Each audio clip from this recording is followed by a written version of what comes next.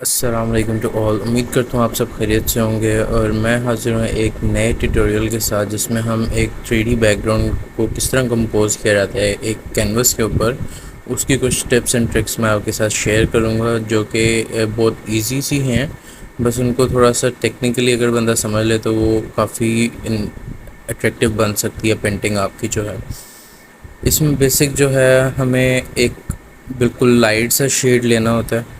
Light सा shade इस तरह के जैसे टाइटेनियम वाइट है उसको वाटर ज़्यादा और साथ में टाइटेनियम वाइट कम, इतना ज़्यादा थिक ना हो। थिन सा एक पेस्ट बनाना है उसका, थिन सा एक टेक्सचर टाइप जैसे जिसमें लाइक बबल्स वगैरह बन रहे होते हैं उस तरह का हमने एक बनाना है। जैसे अभी आप लोगों को नीचे से बैकग्राउंड भी इसमें कुछ वर्ड्स में शो हो रहा होगा।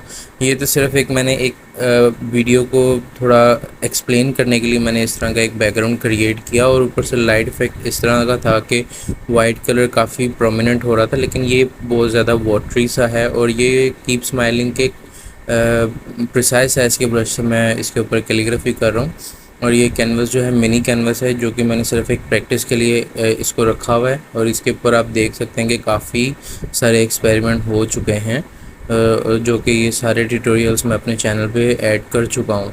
और आप कलर की कंसिस्टेंसी भी आप देख सकते हैं कि इसमें किस तरह की कलर की कंसिस्टेंसी मैंने इसमें रखी हुई है कि इतना बैकग्राउंड जो है वो विजिबल हो रहा है इस इन वर्ड्स में से कि अगर इसके ऊपर हम कोई वर्ड ऐड करना चाहें डार्क शेड से वो प्रॉपर प्रोमिनेंट होगा और बिना किसी इसके के नीचे से जो है वर्ड सारे मिक्सअप हो रहे हों।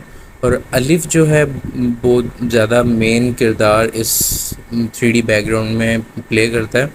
वो ये कि अलिफ से जो है ना आपके पास स्पेस जो है उसको एडजस्ट करना जो है आपके लिए बहुत ज़्यादा इजी हो जाता है। अलिफ को हम इस तरह कर सकते हैं कि हमने अगर कहीं पे डायरेक्शन शो करनी हो या हमने कहीं पे ये दिखाना हो कि हम जो है इस डायरेक्शन में अपनी कैलीग्राफी को लिखना स्टार्ट करेंगे और ये कैलीग्राफी यहाँ से स्टार्ट हो रही है और इस डायरेक्शन में जा रही है।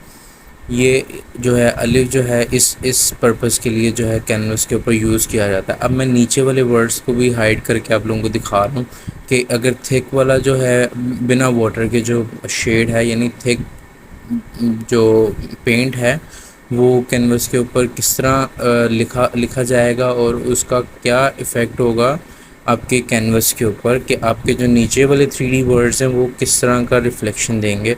अभी आप देख सकते हैं कि मैंने अलिफ जो है प्रॉपर एक पूरे टाइटेनियम वाइट से मैंने लिखा है बिना किसी वाटर के, तो वो आप देख सकते हैं कि जो नीचे वाले वर्ड्स हैं वो नीचे प्रॉपर दिख रहे हैं लेकिन अलिफ उनके ऊपर फुली वाज़िया हो रहा है कि हाँ ये एक वर्ड अलग से ही इसके ऊपर लिखा हुआ है। तो बाकी इसमें इतना कोई हार्ड एंड फास्ट रूल नहीं होता, बस ये है कि बैकग्राउंड को प्रॉपर ड्राई होने का टाइम दिया जाए तभी उसके ऊपर जाके नेक्स्ट कोट किया जाए जो भी आपने इसके ऊपर करना है, ताकि नीचे वाला शेड जो है वो बिल्कुल वाटर सॉल्युबल होता है, वो पानी लगते ही वो मूव हो जाता है। तो उसके लिए बेस्ट हल जो वो ये है कि आप एक कोट इसके ऊपर अपनी जो है राइटिंग का करें। राइटिंग का करने के बाद जो है इसके ऊपर आप एक थोड़ा सा डार्क शेड, थोड़ा सा उससे डार्क शेड बिल्कुल वाटर वाला वो आप ब्रश से लेके हल्का हल्का उसके ऊपर कर दें, वो तब जब ये बिल्कुल सूख जाए और आपने इसके ऊपर राइटिंग करनी हो। अभी मैं इसके ऊपर ऐसा कुछ भी नहीं करूँगा क्योंकि टाइम शॉर्ट था। टाइम शॉर्ट होने के बाद अभी ये प्रॉपर्ली ड्राई नहीं था, लेकिन फिर भी मैंने जिस हद तक मैं इसको कर सकता था मैंने इसके ऊपर काम किया है। और अभी ये मैं जो बैकग्राउंड है वो ग्रे है, ब्लैक नहीं है। अभी जो इसके ऊपर कैलीग्राफी हो रही है वो ब्लैक से हो रही है और ब्लैक के ऊपर भी इसी तरह का ही टेक्सचर बनेगा। सेम यही ख़त यूज़ हुए हैं और ये हरूफ तहज्जी हैं जिनसे मिला के हम कोई भी एक वर्ड कंपोज कर सकते हैं। और जो बाकी जो पेंटिंग में जो डेप्थ पैदा करती है वो ये चीज़ होती है कि आपके डॉट्स आपने एराब किस तरह लगाए हैं, आपने जो लफ्ज़ों का जो कंपोजिशन है उनको किस तरह आपने एडजस्ट किया है एक छोटे साइज़ के कैनवस के ऊपर, ये आपकी पेंटिंग की अट्रैक्टिवनेस को और इन्हांस करता है।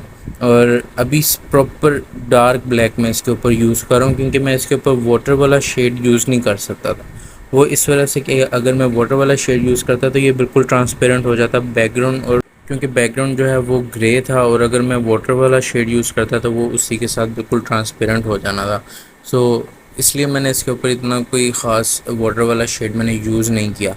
और बाकी जो है अगर आप लोगों को ट्यूटोरियल्स पसंद आ रहे हो और आप ऐसे मज़ीद ट्यूटोरियल्स चाहते हो तो मेक श्योर मेरे चैनल को सब्सक्राइब करें और ऐसी मज़ीद वीडियोस के लिए बेल आइकन को प्रेस करें ताकि आपको मेरी वीडियोस का time to time notification receive होता रहे और आप लोगों के लिए कोई एक चीज़ सीखने का ज़रिया बन जाए।